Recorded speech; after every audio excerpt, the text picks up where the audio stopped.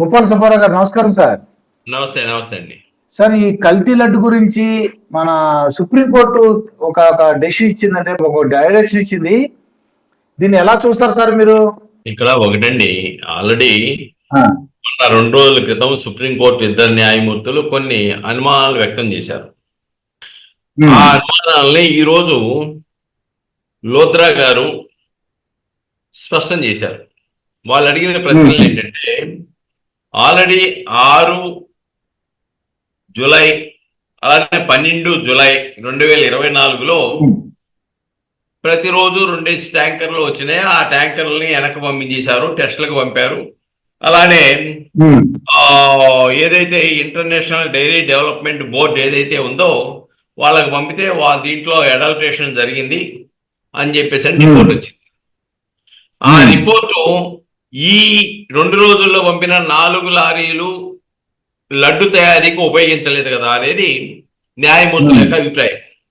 కానీ దానికి లోతుగా ఏం చెప్పారంటే, లేదు, ఈ సప్లైర్ ఎవరైతే ఉన్నారో ఈయన డిసెంబర్ 2023 నుంచి కూడా ఆర్ఏఏ అదే బాణీలో సప్లై చేస్తామన్నారు. మరి దానికి ముందు రోజులంతా కూడా డిసెంబర్ నుంచి జూలై వరకు వాడిన ఆర్ఏఏ కదా. కాబట్టి అడల్ట్రేషన్ అనేది డెఫినెట్ గా జరిగింది. ఎన్ఐఏ అయితే సప్లై చేస్తున్నాడు అదే చేశాడు కాబట్టి దీంట్లో అడల్ట్రేషన్ జరిగింది అని చెప్పేసి ఒకటి చెప్పాడు. రెండోది ఇంకోటి ఏమడిగారంటే, చంద్రబాబు నాయుడు గారు విచారణ జరుగుతూ ఉండగా ఆయన లడ్డులో కొవ్వు ఉన్నది అని ఎలా చెప్పాడు అని అంటే, దాని మీద లోత్రా గారు చెప్పారు, లేదు చంద్రబాబు నాయుడు గారు లడ్డు మీద ప్రెస్ మీట్ పెట్టలేదు. ప్రభుత్వానికి 100 రోజులు పూర్తయిన సందర్భంగా పెట్టినటువంటి పాత్రికేయుల సమావేశంలో ఇది దగ్గర ఫుడ్ సేఫ్టీ స్టాండర్డ్ ఏదైతే ఎన్ఏడిబి రిపోర్ట్ ఏదైతే ఉందో, నేషనల్ డైరీ డెవలప్మెంట్ బోర్డు యొక్క రిపోర్టు అడల్ట్రేషన్ జరిగిందని ఉందో ఆ రిపోర్ట్ ను ప్రస్తావించాడు అంతే తప్ప లడ్డు కోసం ప్రెస్ మీట్ పెట్టలేదు. ప్రభుత్వం 100 సంవత్సరాల కార్యక్రమంలో ఏమి జరిగినాయి అని చెప్పడానికి పెట్టాడు. కాబట్టి దీంట్లో మోటివ్ ఏమి లేదు దీంట్లో. కాబట్టి దీంట్లో కోట్లాది మంది భక్తుల యొక్క మనోభావాలు ఇమిడి ఉన్నాయి. ఇంకోటి చెప్పారు, ఈ సిట్టు విషయం మీద కొంతమంది ప్రభుత్వం చేతిలో ఉంది సిట్టు కాబట్టి వాళ్ళు అయితే ఏం చేస్తుందని చెప్పి అన్నప్పుడు సొలిసిటర్ జనరల్ చాలా స్పష్టంగా న్యాయమూర్తులకు చెప్పాడు, ఇవాళ సిట్లో కాంపిటెంట్ అథారిటీసు ఇండిపెండెంట్ గా స్వతంత్రంగా వ్యవహరించే అధికారులు ఉన్నారు, దాని మీద మాకు నమ్మకం ఉంది అన్నాడు. అంటే ఇక్కడ మనం అర్థం చేసుకోవాలి, సిట్లో నిష్పక్షపాతంగా వ్యవహరించేవంటి అధికారులు త్రిపాఠి లాంటి వాళ్ళను కూడా నియమించారు. ఎందుకంటే ఇది ఎవరు, ఈ ఐపీఎస్ లో ఆల్ ఇండియా సర్వీస్కి సంబంధించిన వాళ్ళు కాబట్టి కేంద్ర హోంశాఖ దగ్గరో డిఓపిటి దగ్గరో లేకుంటే కేంద్ర పరిధిలోనో ఎవరి క్యారెక్టర్ ఏంటి, ఎవరు నిష్పక్షపాతంగా ఉంటారు, ఎవరు కాంపిటెంట్ అథారిటీస్ అని చెప్పేసి సమాచారం ఉంటుంది. ఆ సమాచారాన్ని న్యాయస్థానానికి చెప్పాడు, న్యాయమూర్తుల ముందు చెప్పాడు సొలిసిటర్ జనరల్. కాబట్టి అయినప్పుడు కూడాను న్యాయమూర్తి అభిప్రాయం వ్యక్తం చేశారంటే ఉన్నదే ఆ సిట్టు మాకు దాని మీద ఏమీ లేదు. ఈవెన్ దో అయినప్పటికీ సిబిఐ నుంచి ఒక 2 సీనియర్ ఆఫీసర్స్, అలాగనే ఏదైతే food safety standards authority of India నుంచి ఒక సీనియర్ అధికారి, అలానే రాష్ట్ర ప్రభుత్వం నుంచి ఒక 2 సీనియర్ ఆఫీసర్స్, పోలీస్ ఆఫీసర్స్ ని ఈ కమిటీలో వేసేసి ఈ నెయ్యి లడ్డులో కల్తీ విషయం వరకు పరిమితం అయిన మాత్రమే విచారణ చేయమని ఈ కమిటీకి ఇచ్చారు. దీన్ని ఈ కమిటీ మీద పర్యవేక్షణ సిబిఐ డైరెక్ట్ సమ్మెకు మానిటరింగ్ చేయమని ఇచ్చాడు. కాబట్టి ఇక్కడ చాలా స్పష్టం. ఎందుకంటే సుబ్బారెడ్డి గారు వేసిన దాంట్లో ఆయన చెప్పింది ఏంటి, సుప్రీంకోర్టు పర్యవేక్షణలో చేయమన్నారు. ఆయన అడిగింది అంటే సిబిఐ మీద పాపం వాళ్ళకి నమ్మకం లేకపోయి ఉండొచ్చు. కానీ సుప్రీంకోర్టు న్యాయమూర్తులు ఏం చేశారు, నో, సిబిఐ కేంద్ర విచారణ సంస్థ ఈ యొక్క అడల్ట్రేషన్ ఈ యొక్క దీంట్లో కల్తీ జరిగిందనేది నిర్ధారించడానికి food safety standards authority of India అనేది దాంట్లో అధికారి, కాంపిటెంట్ పర్సన్. కాబట్టి స్టేట్ లో ఉన్నటువంటి వాళ్ళు కూడా ఇది కాంపిటెంట్ పర్సన్ ఒక ఇద్దరిని పెడతారు. దాంట్లో డెఫినెట్గా Tripathi is the senior independent competent authority Andhra Pradesh సిట్లో. ఆయన ఒక ఉంటారు, ఇంకోళ్ళు ఎవరినో పెడతారో చూడాలి. అయితే ప్రవీణ్ సూద్ ఏదైతే సిబిఐ డైరెక్టర్ ఉన్నాడో ప్రవీణ్ సూద్ పర్యవేక్షణ చేస్తాడు. ఆయన కూడా ఇండిపెండెంట్ నిష్పక్షపాతంగా వ్యవహరించే అధికారాన్ని ఆయనకి పేరుంది. ఇక్కడ మనం చూడాల్సింది ఏంటంటే సుప్రీంకోర్టు ఇచ్చింది ఓన్లీ లడ్డులో వాడినటువంటి నెయ్యి అడల్ట్రేషన్ ఉందా, దాంట్లో కల్తీ ఉందా, లేదంటే కొవ్వు సంబంధించిన అంశాలు ఉన్నాయా అని చూడటం మనకే. కానీ భక్తులు ఆశిస్తుంది అది ఒకటే కాదు. భక్తులు ఆశిస్తుంది ఏంటంటే దీంట్లో ఇంకా చాలా అక్రమాలు జరిగినాయి. అలానే అన్య మతస్థులు దీంట్లో ఉద్యోగాల్లో ఉండి ధార్మికతకు వ్యతిరేకంగా ఆ భావజాలానికి వ్యతిరేకంగా పనిచేస్తా ఉన్నారు. గతంలో కూడా గత 5 సంవత్సరాల కాలంలో జరిగినటువంటి దీంట్లో తిరుమల తిరుపతి దేవస్థానంలో జరిగినటువంటి వివిధ టెండర్లు ఏవైతే ఉన్నాయో, వివిధ కార్యక్రమాలు ఏవో వాటన్నింటి మీద కూడా విచారణ జరిపి దానిలో జరిగిన అక్రమాలను కూడా వెలికి తీయాలనేది భక్తుల యొక్క ప్రధానమైన లక్ష్యం. కానీ సుప్రీంకోర్టు వేసినటువంటి ఈ స్పెషల్ టీంకి ఆ పరిధి లేదు. కాబట్టి అప్పుడు ఆ పరిధి ఎవరికి వస్తుంది? మళ్ళా రాష్ట్ర ప్రభుత్వం కూడా ఆ విచారణ అయిపోయిన తర్వాత గత 5 సంవత్సరాల కాలంలో ఏంటి పరిస్థితి? గతంలో మనం చూసాం, తిరుమల తిరుపతి దేవస్థానానికి వెళ్ళే బస్సులలో సైతం టికెట్ల వెనక భాగం కూడా ఇతర మతాలకు సంబంధించినటువంటి సూత్రాలను, వాళ్ళ యొక్క భావజాలాన్ని ప్రచారం చేయడానికి ఉపయోగించిన సంఘటనలు మనం చూసాం. కాబట్టి ఆ భావజాలం ఏదైతే అన్యమత ప్రచారం చేసుకునే పరిస్థితి ఉత్పన్నమవుతుందో దాన్ని కంట్రోల్ చేయడానికి కావాల్సిన ఒకటి. రెండోది, సుప్రీంకోర్టు కూడా దీన్ని మేము పొలిటికల్ గేమ్ గా చూడలేము అని చెప్పింది. అంటే ధార్మిక సంస్థల్లో దురదృష్టవశాత్తు అవి రాజకీయ పునరావాస కేంద్రాలుగా మారిపోయినాయి. ధార్మిక సంస్థల్లో దాని మీద పరిజ్ఞానం ఉన్నవాళ్ళు, దాని మీద దైవభక్తి ఉన్నవాళ్ళు, ధార్మిక సిద్ధాంతం మీద అవగాహన ఉండి కమిట్మెంట్ ఉన్నవాళ్ళు దాంట్లో ఉంటే భక్తుల యొక్క మనోభావాలకు అనుకూలంగా ఏదైనా కార్యక్రమాలు నిర్వహించడానికి అవకాశం ఉంటుంది. ఇక్కడ ఇంకోటి అర్థం కాని సమస్య ఏంటంటే సుబ్బారెడ్డి గారు దానికి అధిపతిగా ఉండగా టీటీడీకి కేజీ ఆవు నూనె 490 రూపాయలు కొన్నారు. అదే కరుణాకర్ రెడ్డి గారు వచ్చినప్పుడు దాన్ని 320 రూపాయలకే కొన్నారు. ఇక్కడ ఈ ఇద్దరిలో ఎవరు తప్పు చేశారో నిర్ధారించాలి. ఎందుకంటే 320 రూపాయలు ఉన్న కేజీ నెయ్యిని 490 రూపాయలు కనుక సుబ్బారెడ్డి పీరియడ్ లో కొనుగోలు చేస్తే అక్కడ అక్రమం జరిగినట్టు లెక్క. లేదు, నాణ్యతా లోపానికి సంబంధించినటువంటి నెయ్యిని కరుణాకర్ రెడ్డి కొన్నాడు కాబట్టి అందుకే 320 రూపాయలకు వచ్చిందని అంటే దేవుని పట్ల, ధార్మిక సంస్థల పట్ల, తిరుపతి దేవస్థానం పట్ల భక్తుల యొక్క మనోభావాలను దెబ్బతీయడానికి కరుణాకర్ రెడ్డి వ్యవహరించారని నిర్ధారణకు రావాలి. ఎందుకంటే ప్రపంచంలోనే అతి పెద్ద ఆదాయం ఉన్నటువంటి దేవస్థానం 2వ స్థానంలో ఉన్నటువంటి తిరుమల తిరుపతి దేవస్థానం భక్తులు విరాళాల రూపాయల నుంచి కోట్లాది రూపాయలని భక్తుల యొక్క మనోధైర్యాన్ని లేకపోతే భక్తుల యొక్క భక్తి ప్రభక్తులకు ఉపయోగించాలి తప్ప నిధులు కూడగట్టుకొని దాన్ని పక్కన వేయడానికి ఉండకూడదు. కాబట్టి అక్కడ నిష్పక్షపాత కనపడింది. అంటే పొన్నవోలు సుధాకర్ రెడ్డి గారు పాపం అడిషనల్ అడ్వకేట్ జనరల్, ఆయన ఢిల్లీలో ప్రెస్ మీట్ విన్నా నేను. ఏమంటాడంటే నిజంగా నెయ్యి 320 రూపాయలే, కానీ పంది కొవ్వు 1400 రూపాయలు.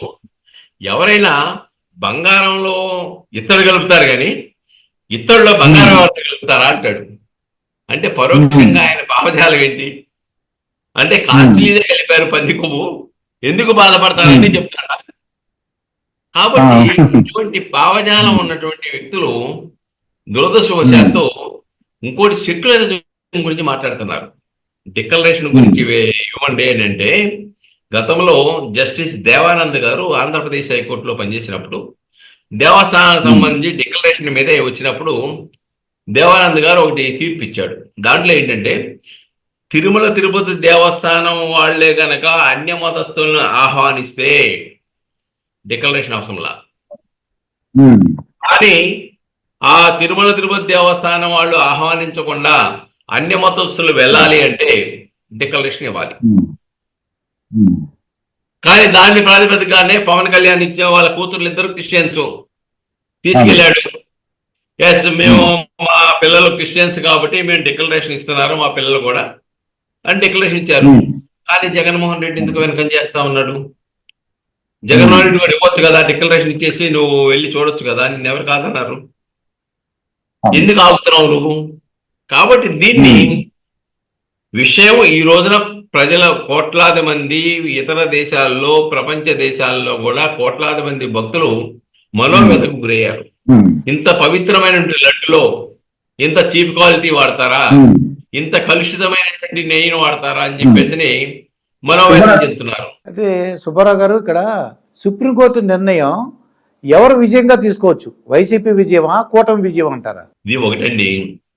వైసీపీ సుబ్బారెడ్డి వేసిందేంటి, మీరు కమిటీ వేయండి, కమిటీ సుప్రీంకోర్టు పర్యవేక్షణలో నిర్వహించండి అన్నాడు. సిట్ వద్దు అన్నాడు. సుప్రీంకోర్టు ఏం చెప్పింది? సుప్రీంకోర్టుకి సొలిసిటర్ జనరల్ ఏం చెప్పాడు? ఆంధ్రప్రదేశ్ ప్రభుత్వం వేసినటువంటి సిట్టు కాంపిటెంట్ అథారిటీలే, ఇండివిజువల్ గా స్వతంత్రంగా వ్యవహరించే అధికారులే, కావాలంటే కేంద్ర ప్రభుత్వం పర్యవేక్షణ చేస్తుంది అని చెప్పాడు. అంటే సిట్ కరెక్ట్ అని చెప్పాడు. నిజంగా కనుక సుబ్బారెడ్డి గారు ఆంధ్రప్రదేశ్ సిట్ వలన ఆ ప్రభుత్వం ప్రభావం పనిచేస్తుంటే సుప్రీంకోర్టు న్యాయమూర్తులు ఆంధ్రప్రదేశ్ సిట్ వద్దు, ఆంధ్రప్రదేశ్ వాళ్ళని ఎవరిని అపాయింట్ చేయొద్దు, మేమే సిబిఐని లేకుంటే food safety standard authority of India నుంచి ఒకరిని పడేసి మేము విచారణ చేస్తామని చెప్పుకోవాలి కదా. అవును, ఇప్పుడు ఇక్కడ అంటే ఆంధ్రప్రదేశ్ సంబంధించిన ఆఫీసర్ కూడా తీసుకుందండి. ఆంధ్రప్రదేశ్ సిట్ లో ఉన్న ప్రభుత్వానికి ఇచ్చారు అధికారం. మీరు ఒక ఇద్దరు సీనియర్ అధికారుల్ని నియమించుకునే అధికారం ఆంధ్రప్రదేశ్ ప్రభుత్వానికి ఇచ్చాడు. అంటే ఆంధ్రప్రదేశ్ ప్రభుత్వం నిష్పక్షపాతంగా వ్యవహరిస్తుందని చెప్పడానికి ఇది ఒక ఉదాహరణ మాత్రమే. వైసీపీ వాళ్ళు ఏమన్నారంటే అండి, చంద్రబాబు గారికి చెంపపెట్టండి, చెంపపెట్టు. అసలు చెప్పబెట్టేంటి, ఇంకా ఇక్కడ ఏమీ నిర్ధారణ అవలా. ఒకటి రిపోర్ట్ అయితే చాలా స్పష్టంగా ఎన్డీడీబీ రిపోర్టు, అది నేషనల్ డైరీ డెవలప్మెంట్ బోర్డు ఇచ్చినటువంటి రిపోర్టు చాలా స్పష్టంగా దీంట్లో అడల్ట్రేషన్ జరిగింది, కల్తీ జరిగింది అని స్పష్టంగా నిర్ధారించింది. కానీ ఆ రిపోర్ట్ పక్కన వేయటానికి లేదు. ఎందుకంటే అదేమి ఆంధ్రప్రదేశ్ ప్రభుత్వం సంస్థ కాదు, ఆంధ్రప్రదేశ్ ప్రభుత్వం ఇచ్చే సంస్థ కాదు, ఆంధ్రప్రదేశ్ ప్రభుత్వం అధీనంలో ఉన్న సంస్థ కాదు. ఇది ఎక్కడో నేషనల్ వైడ్ గా ఉన్నటువంటి ఒక సంస్థ, అది గుజరాత్ లో ఉందనుకుంటాను, అక్కడి నుంచి చేశారు. కాబట్టి నిష్పక్షపాతమైన రిపోర్ట్ అది. దాన్ని ఎవరో ఎంత కమిటీ వచ్చినా ఏ కమిటీ చేసినా కానీ దాన్ని కాదంటానికి వీల్లేదు. అదే ఆంధ్రప్రదేశ్ లో కనుక ఏదైనా అనలిస్ట్ కనుక చేసుంటే డెఫినెట్ గా ప్రభుత్వం ఇన్ఫ్లుయెన్స్ చేసింది వాళ్ళని, అందువల్ల ఆ రిపోర్ట్ వచ్చింది అనేవాళ్ళు. ఆ పరిస్థితి లేదు దీంట్లో. కాబట్టి అది నిష్పక్షపాత రిపోర్టు. దాంట్లో కల్తీ ఉందని నిర్ధారణ అయింది.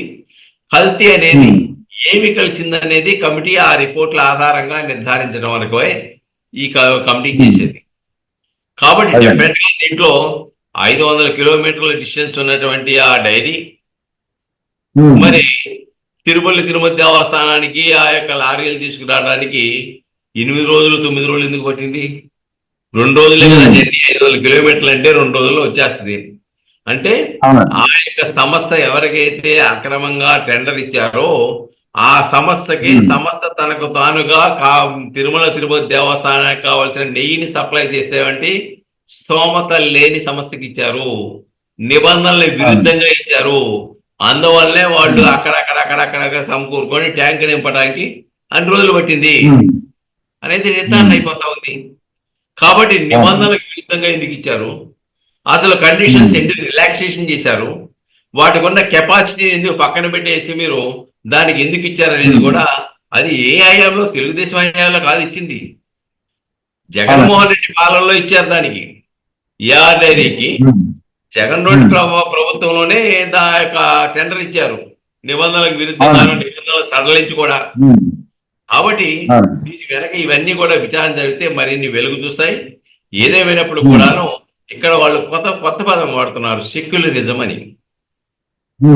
సెక్యులరిజం అర్థం కాలేదేమో పాపం భారత రాజ్యాంగంలో వాళ్ళకున్నది. మత విశ్వాసాలు వేరు, ప్రజాస్వామిక వ్యవస్థలో సెక్యులరిజం వేరు. ఏ మతానికి సంబంధించిన మత ఆచారాలు, మతానికి సంబంధించిన నిబంధనలు, మతానికి సంబంధించిన జీవోలు ఉంటాయి. ఆ జీవోలు అందరికీ సమానమే, ఎవరు మినహాయింపేం కాదు. కానీ హిందూ దేవాలయాల్లో ఉన్న నిబంధనలకు విరుద్ధంగా మేము వెళ్తాము, ఇదే సెక్యులరిజము అని అంటే దాన్ని సెక్యులరిజం అంటారు. మత విశ్వాసాలు వేరు, సెక్యులరిజం వేరు. ప్రతి మతానికి వాళ్ళకి సంబంధించిన కట్టుబాట్లు, నిబంధనలు ఉంటాయి. అక్కడికి వెళ్ళి ఆ నిబంధనలు ఫాలో అవ్వాల్సింది ఏ మతమైనప్పుడు కూడా. కాబట్టి వీళ్ళు వక్ర బుద్ధితో సెక్యులరిజాన్ని అవహేళన చేస్తా ఉన్నారు. మేము డిక్లరేషన్ ఇవ్వాలంట అన్య మతస్థులు అని చెప్పేసి వాగడం అనేది, మాట్లాడటం అనేది అది సభ్య సమాజం అసహించుకునే విధంగా ఉంది. కాబట్టి ఇంకోటి ఆవిడ రోజా గారు ఏమంటదంటే, రోజా గారి పాపం ఆ పురంధేశ్వరి గారు ఏదో ప్రకటనిస్తే ఆమె మీద అంటది, మేము భావ కళల్లో ఆనందం చూడటానికి మాట్లాడుతున్నావు, నువ్వు భావ కళల్లో ఆనందం కాదు భక్తుల కళల్లో ఆనందం చూడాలంటది. ఆమె మంత్రిగా ఉండగా చేసింది ఏంటి? దర్శనాల టికెట్లు కూడా అమ్ముకున్న వ్యక్తులు, దాన్ని కూడా లాభాపేక్షతో చూసిన వ్యక్తులు ఈ రోజున నీతి సూత్రాలు చెప్తున్నారు. ఇవన్నీ ఎలా ఉన్నాయంటే దెయ్యాలు వేదాలు వల్లించినట్టుగా కనబడతా ఉన్నాయి. కాబట్టి ఇది రాజకీయంగా ఉపయోగించుకోవడం సరికాదు. అది భక్తుల మనోభావాలకి, కోట్లాది మంది యొక్క భక్తుల యొక్క మనోభావాలకు సంబంధించిన అంశం ఇది. దీంట్లో ఎవరు దోషులైనా, ఎంత వాళ్ళు తప్పు చేసినా గాని చట్ట ప్రకారంగా శిక్షించాల్సిందే. దాంట్లో ఎట్టి పరిస్థితుల్లో క్షమార్హం ఉండకూడదు అనేది భక్తులు భావిస్తున్నారు, ప్రజలు భావిస్తున్నారు, ప్రజాస్వామిక వాదులు భావిస్తున్నారండి. అదే ఇది సుబ్బారావు గారు, భక్తులు కోరుకున్నట్లు ఈ నిజాలు బయటకు రావాలని కోరుకుందాం. మరొక అంశంతో మీ దగ్గరికి వస్తాను సార్. నమస్కారం సార్. నమస్తే.